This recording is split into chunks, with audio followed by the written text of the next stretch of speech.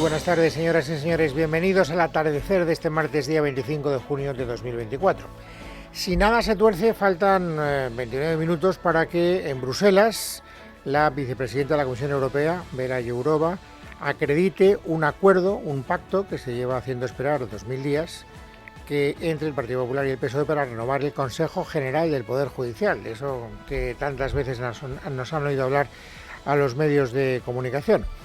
Algo se ha estado cociendo durante los últimos días, la verdad es que no sabemos muy bien en qué términos, pero lo cierto es que todo el mundo da por hecho que en esa reunión, que empieza a las 4:30, el acuerdo pues va a adquirir carta de naturaleza. Esta mañana, como ha habido Consejo de Ministros, después ha habido rueda de prensa posterior al Consejo de Ministros. Ha comparecido la ministra portavoz, Pilar Alegría. El mayor número de preguntas iban precisamente encaminadas a la confirmación de que esa reunión se iba a producir y cuál era el estado de ánimo, la expectativa del Gobierno, y esta ha sido la respuesta de la portavoz.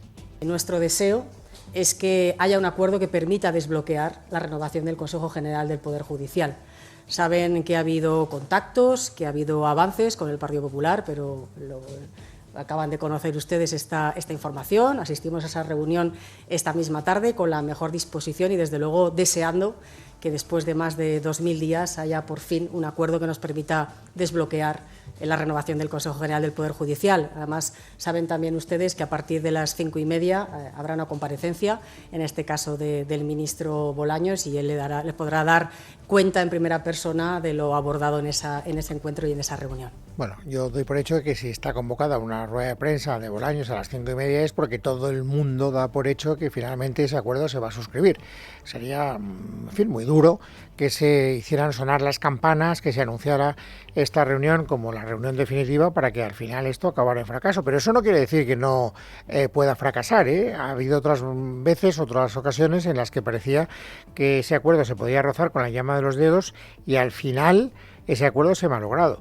Fíjese, esta mañana el portavoz parlamentario del Partido Socialista, Patxi López, ha hablado también de la inminencia de ese acuerdo, pero ese acuerdo en salud no ha dicho que esté lejos, pero tampoco ha dicho en absoluto que esté cerrado. Yo de la negociación lo único que puedo decir es que existe. Ya está. A partir de ahí, pues bueno, veremos si llega a una conclusión o no. Ojalá es la palabra, por eso te decía que ojalá era la palabra. Veremos, ojalá. Creo que las dos partes están curadas de espanto y hemos vivido situaciones muy parecidas. Parecía que el acuerdo era inminente y luego al final, por alguna razón o por otra, se torcía.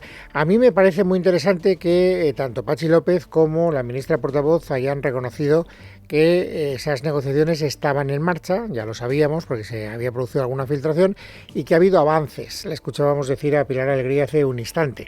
Eso quiere decir que las posiciones se han tenido que mover en los dos lados, ¿no? Porque hasta ahora parecía que no había posibilidad de llegar a ningún acuerdo porque tanto el Partido Popular como el Partido Socialista se habían afincado en unas posiciones inamovibles.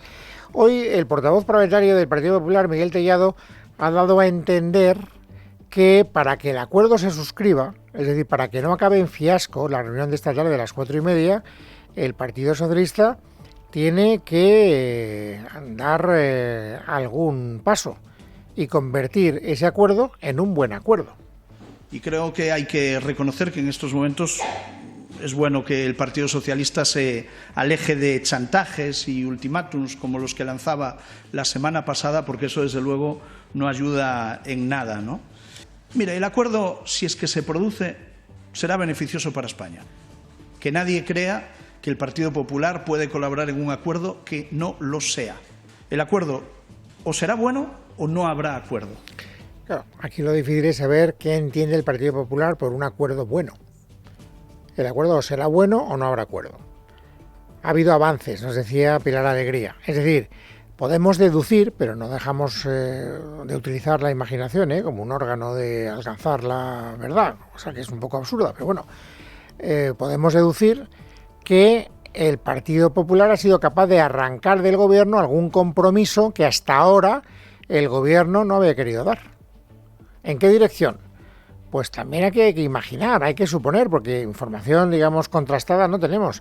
Lo que podemos es deducir de las declaraciones de las personas que hoy han querido hablar sobre este asunto. Y una de las personas que nos ha dado pistas, bien es verdad que de una parte, en este caso de la parte del Partido Popular, ha sido la secretaria general de ese partido, Cuca Gamarra. Es imprescindible, es innegociable la necesidad de reformas que garanticen la independencia y la despolitización del Poder Judicial. Es decir, que, si yo lo entiendo bien, el Partido Socialista debe haberse comprometido a abordar, después de que se produzca la renovación del Consejo, reformas, sobre todo en el sistema de elección de los vocales, que hasta ahora no había querido comprometer. Por eso digo que, bueno, por ahí deberían ir los avances, insisto, si yo lo deduzco bien. Aunque, en fin, también habría que poner en solfa qué es lo que entienden los políticos de un lado y de otro lado por independencia. No deja de ser curioso que hable Cuca Gamarra, la secretaria general del Partido Popular, de lo importante que es tener vocales independientes, jueces independientes, cuando ya sabemos, porque lo están publicando los medios de comunicación, que los vocales que sean elegidos por 3/5, previo acuerdo del Partido Popular y del Partido Socialista, van a llegar al Consejo con un mandato ya, que es nombrar presidente, en este caso parece que presidenta, a una persona concreta. Conviene recordar que, según la ley, no es el Congreso quien elige al presidente del Consejo General del Poder Judicial. Son los vocales del Consejo General del Poder Judicial quienes deciden, de entre ellos, quién debe presidir el Consejo. Y no parece que vayan por ahí los tiros de la negociación, ¿eh? Por eso digo que me sorprende mucho que Cuca Gamarra quiera presumir de que gracias al Partido Popular vamos a tener un Consejo muy independiente. Hombre, muy independiente no será el Consejo si ya los consejeros que van a formar parte en la propuesta del Partido Popular tienen ya la primera consigna. Tienes que votar presidenta a fulanita de tal. Digo presidenta porque es que hay una información, la más concreta, que se ha publicado en las últimas horas en el Confidencial a propósito de quién quiere el Partido Socialista que sea la presidenta y qué pide el Partido Popular a cambio. Jorge Muñoz. La pretensión del Gobierno es nombrar a Pilar Teso, magistrada de la Sala de lo Contencioso Administrativo, presidenta del Consejo General del Poder Judicial. Sánchez quiere que el Consejo sea presidido por primera vez en su historia por una mujer. Aunque el PP ve esta opción con buenos ojos, hay otros nombres sobre la mesa. Entre ellos destaca el del magistrado progresista Pablo María Lucas, cuya candidatura, sin embargo, provoca rechazo en los partidos independentistas por su actuación durante la investigación relacionada con las escuchas ilegales del caso Pegasus. El Partido Popular, por su parte, ha exigido a cambio el nombramiento de Carlos Lesmes como magistrado del Tribunal Constitucional. Además de estos acuerdos, el pacto incluye el compromiso de que se proponga un nuevo sistema para la elección de los futuros vocales, de tal manera que sean los propios jueces quienes elijan a los demás jueces. Bueno, no deja de ser llamativo, insisto, que cuando se está negociando un consejo que quiere ser más independiente que los consejos anteriores, ya tengan instrucciones perfectamente marcadas a propósito de quién tiene que ser el presidente, en este caso presidenta del consejo, y a cambio de qué. Y el a cambio de que no se lo pierdan, nos lo ha contado Jorge muy bien, porque esta es la información que hemos leído en el Confidencial, es que se nombre para otro órgano distinto, para el Tribunal Constitucional, a una persona a propuesta del Partido Popular, en este caso a Carlos Lesmes. Esto es un cambio de cromos como un piano de grande. Lo miren ustedes como lo miren. Por eso, insisto, me sorprende que tanto el Partido Socialista como el Partido Popular quieran inaugurar esta nueva etapa del Consejo hablando de independencia y hablando de grandes avances en esto de la separación de poderes. Pues que me lo expliquen, porque yo muy bien no lo entiendo. En este caso concreto tengo que decir que lo que ha dicho hoy la portavoz parlamentaria de Vox, Pepa Millán, me parece que está bastante entrado en razón. No se puede ceder al chantaje, no se puede negociar nada con Sánchez. Con nosotros que no cuenten nunca. Nosotros queremos que los jueces elijan a los jueces y queremos instituciones neutrales que representen a todos los españoles fuera de las manos de los políticos. Porque de otro modo seguiremos teniendo órganos institucionales que estén actuando al dictado de los partidos políticos que han nombrado a los miembros de esos órganos institucionales. La propia Pepa Millán, hoy hablando del Tribunal Constitucional, ha hecho en voz alta esta reflexión. Si el Partido Popular y el Partido Socialista no hubieran mercadeado con las instituciones, no hubieran mercadeado con los jueces, el Tribunal Constitucional no estaría hoy en manos del Partido Socialista. El Tribunal Constitucional está en manos del Gobierno gracias a un Partido Popular que negoció sus miembros con Sánchez. Bueno, ¿y por qué ha querido hablar la portavoz parlamentaria de Vox hoy del Tribunal Constitucional? Pues porque, como saben, el Tribunal Constitucional está revisando las sentencias que en su día dictó el Tribunal Supremo contra algunos de los principales encausados y condenados por el caso de los ERE. Todos eran aforados, los más altos cargos eran aforados y, por lo tanto, la jurisdicción le correspondía al Tribunal Supremo. ¿Y qué está haciendo el Tribunal Constitucional? Actuar como un tribunal de casación, cosa que no es, y enmendarle la plana al Tribunal Supremo, lo cual no deja de ser una cosa muy llamativa. Esto, naturalmente, a los miembros del Tribunal Supremo les tiene bastante indignados, pero al Tribunal Constitucional le importa un rábano. Van a seguir siendo exculpados de los delitos que en su día les llevaron a la cárcel algunas de las personas más conocidas en el caso de los ERE, por ejemplo, José Antonio Griñán. ¿Por qué? Pues porque el Tribunal Constitucional considera que no prevaricó, que fue el motivo por el cual él fue condenado a años de privación de libertad. Que estos días el Tribunal Constitucional esté también en el epicentro de lo que es el interés informativo. ¿Qué opina sobre esta cuestión el Partido Popular, que es el principal partido de la oposición? Pues escuchen lo que ha dicho hoy Cuca Gamarra. Resuelva lo que resuelva el Tribunal Constitucional, seguirá siendo el máximo caso de corrupción y el más grave caso de corrupción que ha ocurrido en nuestro país en toda la historia de la democracia. Lo que se ha producido dentro del Tribunal Constitucional es un cambio, y esta es la clave. Lo que se produce con ese cambio es un beneficio directo a dirigentes del Partido Socialista y, evidentemente, con ello, un indulto por la puerta de atrás, el borrado de todo aquello que sabemos que existió. Bueno, con menos claridad, pero a esta idea también se ha apuntado hoy, por cierto, Alberto Núñez Feijóo, hablando de los indultos y hablando de los favores que el gobierno hace un día sí y otro, al parecer, también con aquellas personas que son o bien de su partido, o bien próximos a su partido, o bien amigos, o por lo menos conocidos. Pero bueno, naturalmente estas críticas del Partido Popular han sido inmediatamente replicadas por parte del Partido Socialista. ¿Quién ha sido el encargado de enmendarle la plana a Cuca Gamarra? Pachi López. Lo que no puede ser es lo que hace el Partido Popular, que cada vez que un tribunal, ya sea el Tribunal Constitucional, el Supremo o el Tribunal de la Competencia, me da igual, cualquier institución que no le da la razón, juegan permanentemente a deslegitimarla. No, oiga, a las instituciones hay que respetarlas siempre. Siempre, señor López. Ya que tengas tú un rato, nos vamos y nos damos un paseo juntos por la hemeroteca y vemos las no pocas ocasiones en las que ustedes han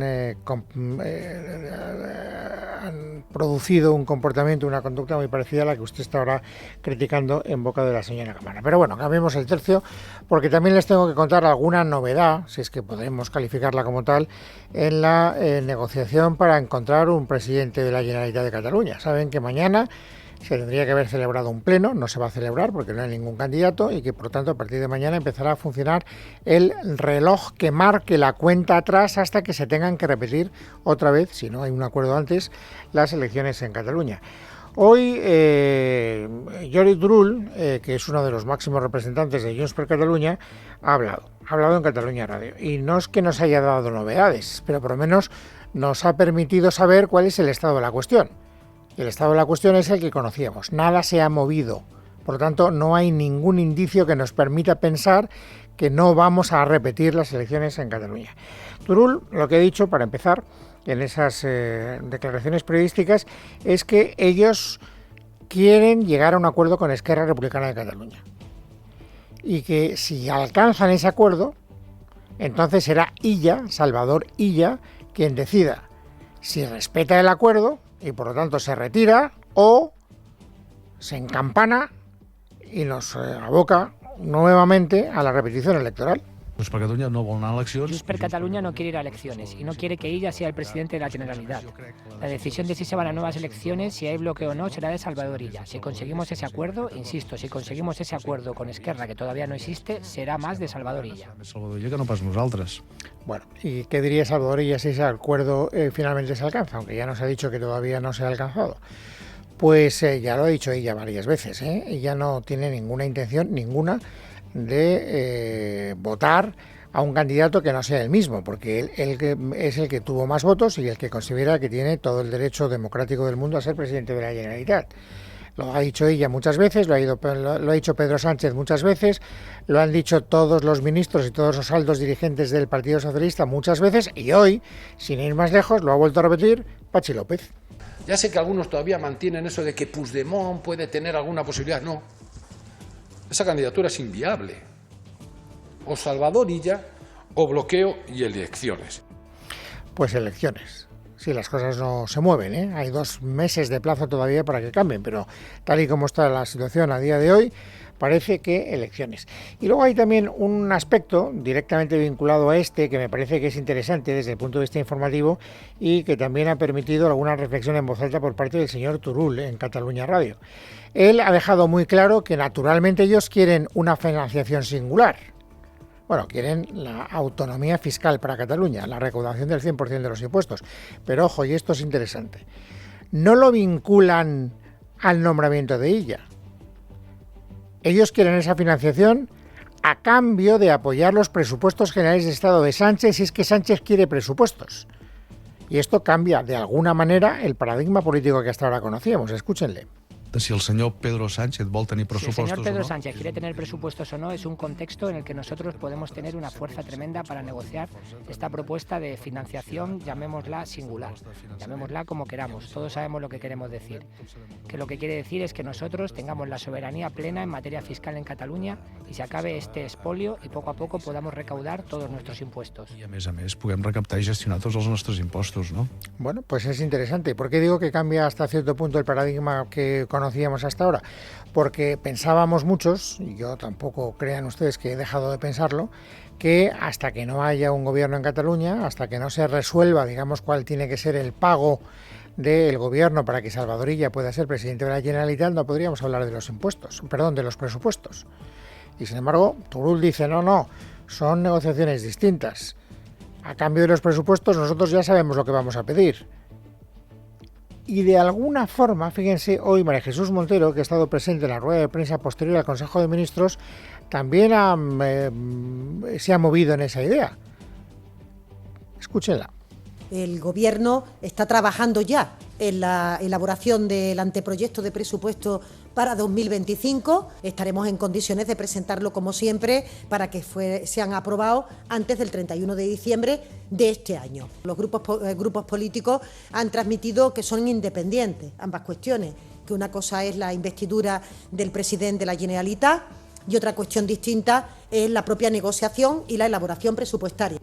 O sea que es posible, atendiendo a lo que han dicho Turull y María Jesús Montero, que en este momento se estén negociando los presupuestos a cambio de la financiación. Siempre creíamos que la financiación era moneda de cambio para la investidura de Illa. Y ahora, por eso digo que hay un cambio, parece ser que la financiación es la moneda de cambio de los presupuestos generales del Estado. Que vaya a acabar esa negociación es algo que en este momento no tengo ni la más remota idea, que por lo tanto no me atrevo yo a hacer ningún tipo de componenda o de pronóstico. Déjenme que les cuente también una noticia interesante más que se ha producido en el ambiente o en la crónica política del día.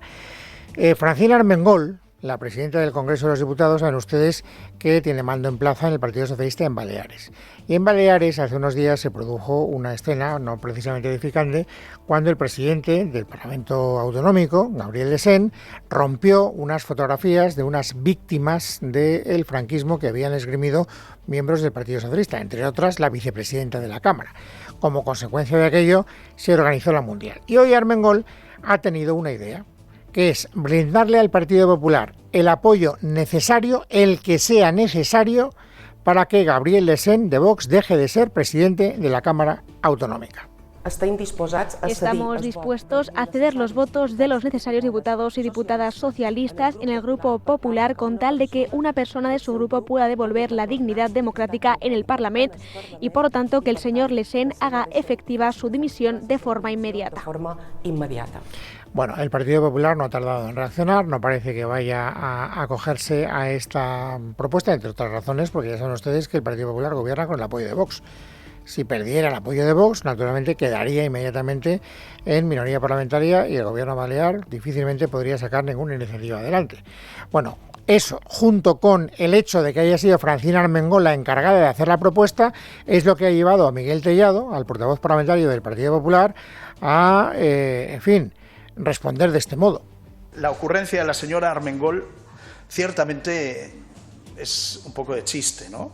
Armengol dando clases sobre cómo debe comportarse el presidente de un parlamento es una burla que desde luego no tiene precedentes, ¿no? Armengol pretendiendo dar ejemplo sobre cómo se debe presidir una Cámara. Es un esperpento. Es un esperpento, pero es una oportunidad pintiparada para que los dirigentes del Partido Socialista puedan sacar a relucir su argumentario preferido. ¿En qué consiste? El Partido Popular es extremista, es de extrema derecha. ¿Por qué? Pues porque defiende a Vox con uñas y dientes. Estas declaraciones de Miguel Tellado son las que han permitido que Patxi López, el portavoz parlamentario del PSOE, vuelva a sacar a pasear el discurso de todos los días. Tenían la oportunidad de dejar de ser el ultra-PP, indistinguible ya de la ultraderecha. Pero el señor Tellado ya ha respondido aquí, ahora mismo, y ha intentado asimilar a la presidenta del Congreso con un franquista declarado. Bueno, pues es martes, es 25 de junio de 2024 y ahora lo que toca, amigos, es completar el paisaje informativo sobresaliente del día. Esther Nieto, bienvenida, buenas tardes. Buenas tardes, Luis. Comenzamos por una noticia de última hora porque ya hay acuerdo para el reparto de altos cargos en la Unión Europea. Tal y como estaba previsto, la conservadora alemana Ursula von der Leyen va a seguir al frente de la Comisión y como presidente del Consejo llega el ex primer ministro portugués, el socialista Antonio Costa. La nueva jefa de la diplomacia comunitaria va a ser la primera ministra de Estonia, la liberal Kaja Kallas. Por su parte, el Partido Popular Europeo ha desistido de su ambición de ocupar el Consejo durante media legislatura, quitando a Costa la capacidad de la reelección habitual tras 2 años y medio en el cargo.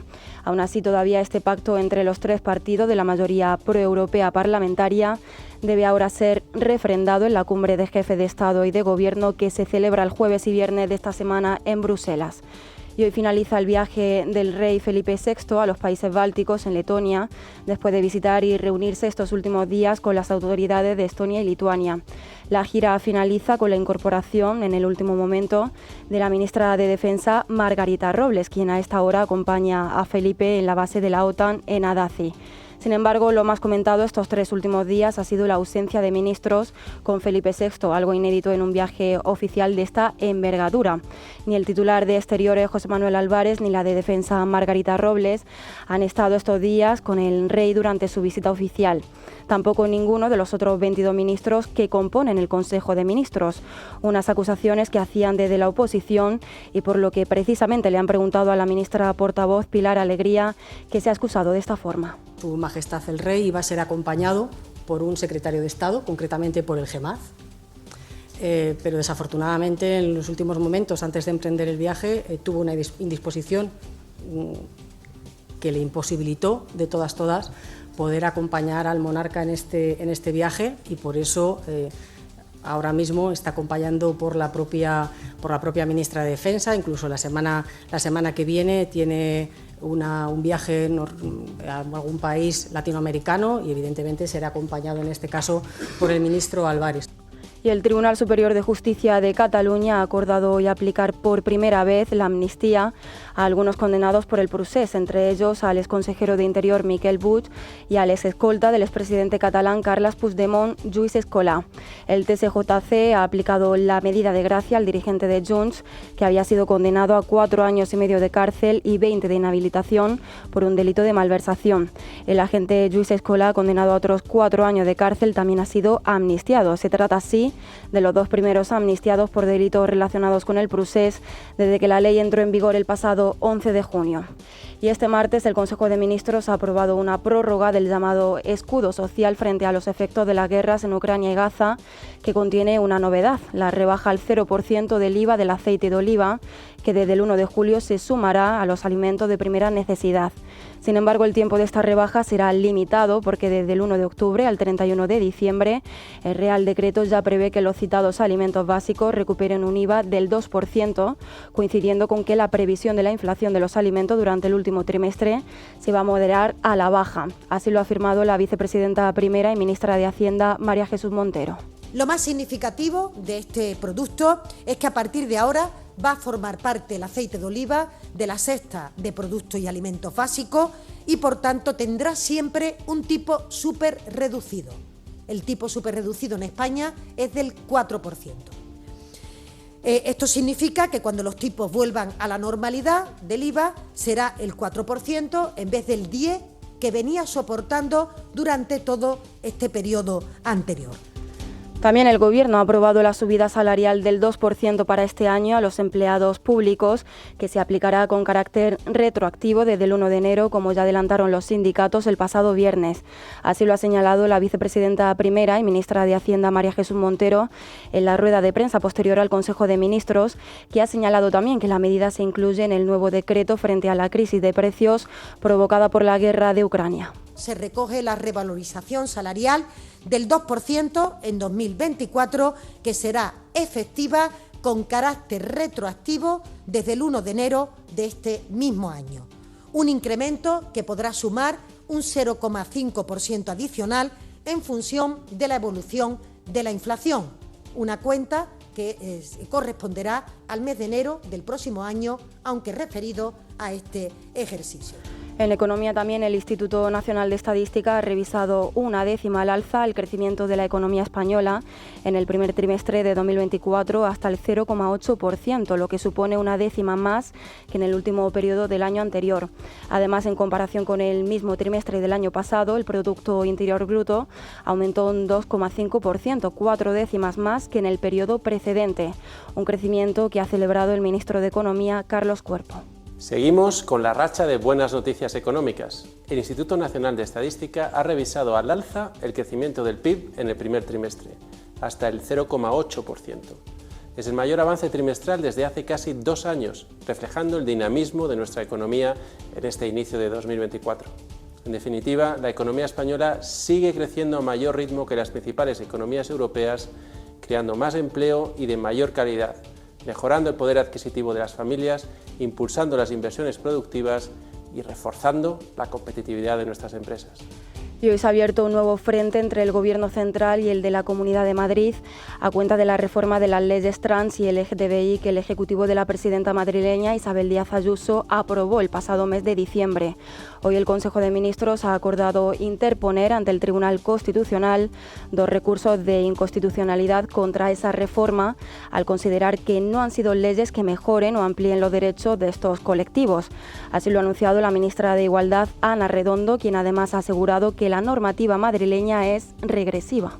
Recurrimos de inconstitucionalidad con 4 motivos fundamentalmente. El primer motivo es la excepción de la prohibición absoluta que hace la ley estatal de las terapias de conversión. Y sin embargo, en la ley autonómica se abre la puerta a que haya una evaluación psiquiátrica, un acompañamiento psicológico que en numerosas ocasiones, lo que está es encubriendo las terapias. Y la pareja de la presidenta madrileña Isabel Díaz Ayuso ha denunciado al PSOE en los tribunales por filtrar datos reservados del sumario en una nota de prensa difundida este lunes. La declaración de Alberto González Amador como investigado prevista para ayer en el juzgado de instrucción número 19 de Madrid se suspendió después de que los socialistas y Más Madrid, personados como acusación popular, solicitaran a la juez investigar más posibles delitos. Más detalles, Miguel Ángel Pérez, buenas tardes. Buenas tardes. Fuentes del caso consultadas por Libertad Digital afirman que la defensa de Alberto González Amador ha presentado este martes una denuncia ante el juzgado de instrucción número 19 de Madrid que investiga el caso contra el PSOE por dar acceso a los datos personales y al contenido reservado de las actuaciones a personas ajenas al mismo. En concreto, se habría dado dicho acceso al menos a Belén Lavadie Campos, directora de comunicación del Consejo de Estado, que habría elaborado supuestamente la nota de prensa del PSOE en la que se revelaba contenido de las actuaciones procesales.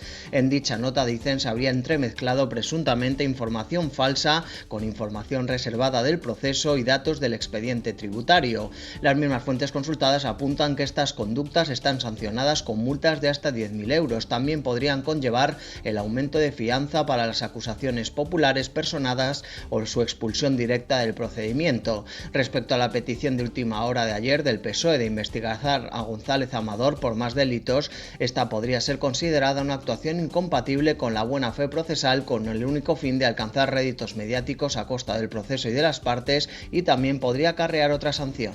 Y la Guardia Civil ha hallado una cabeza en una zona de matorrales de Soto de Real, en Madrid, que se podría corresponder con la de la mujer asesinada la pasada semana por su pareja en un chalet de esta localidad madrileña. Paloma Cuevas. Ha sido un vecino quien la pasada noche se encontró con unos restos humanos en una zona de matorrales. Inmediatamente llamó a la policía local, que a su vez avisó a la Guardia Civil, que se hizo cargo de la recogida de estos restos humanos y su traslado al Instituto de Medicina Legal para que se le practicara la correspondiente autopsia e identificación, tal y como ha señalado el delegado del Gobierno, Francisco Martín. Anoche en Soto del Real se localizaron unos restos humanos en un matorral cercano a la vivienda en la que sucedió el asesinato y el suicidio de hace unos días, y en estos momentos pues se está analizando, se van a hacer las pruebas de ADN para confirmar si efectivamente esos restos son los que se estaban buscando y que todavía faltaban de la mujer asesinada en Soto hace unos días a manos presuntamente de su pareja. La Guardia Civil lleva días buscando por la zona los restos humanos de la mujer asesinada hace una semana por su pareja en Soto del Real. Fuera de nuestras fronteras, terminamos contándoles que el fundador de Wikileaks, Julian Assange, planea declararse culpable de un cargo de violación de la ley de espionaje de Estados Unidos como parte de un acuerdo con el Departamento de Justicia. El pacto le permitirá quedar en libertad a cambio de una sentencia que equivale al tiempo que ya ha pasado en prisión en Reino Unido, que es de 5 años. Se prevé entonces que no sea encarcelado. Además, según ha asegurado Wikileaks en redes, Assange ya ha abandonado Reino Unido.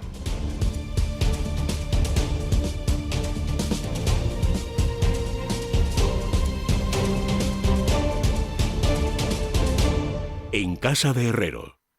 Es Radio.